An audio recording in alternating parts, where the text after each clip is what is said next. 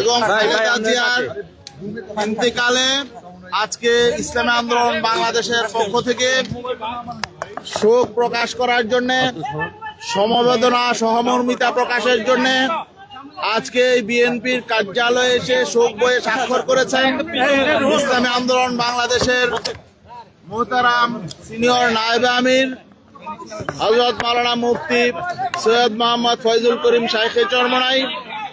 আজকে তিনি এখানে এই মরহুমার রুহের মাগফিরাত কামনা করেছেন। আজকে এখানে আপনাদের সামনে দেশবাসীর উদ্দেশ্যে ওনার অভিব্যক্তি ব্যক্ত করবেন। নাহমাদু সাল্লি আলা রাসূলিল কারীম। আপনারা জানেন আমাদের বাংলাদেশের অভিভাবকের মধ্য থেকে একজন অভিভাবক আজকে দুনিয়া থেকে বিদায় হয়ে গেছে। আমরা সবাই বলি ইন্না লিল্লাহি ওয়া ইন্না ইলাইহি রাজিউন। আমরা তার রুহের মাগফিরাত কামনা করছি। আল্লাহ পাক তাকে ক্ষমা করে দেন, আল্লাহ পাক তাকে জান্নাতের ব্যবস্থা করে দেন।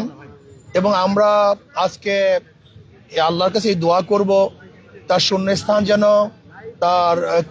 তার অধীনস্থ প্রতিনিধি যেন পূরণ করেন।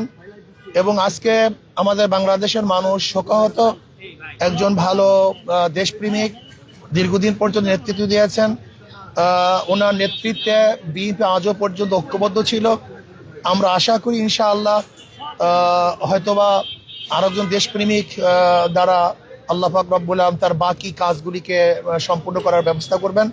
কাজে আমরা তার জন্য দোয়া করি, আল্লাহ যেন তার জিন্দিগির সমস্ত পাপ এবং ভুল ত্রুটিগুলি গুনাহ খাতা আল্লাহ পাক ক্ষমা করে দেন। আল্লাহ আমাদের সবাইকে মাফ করে দেন।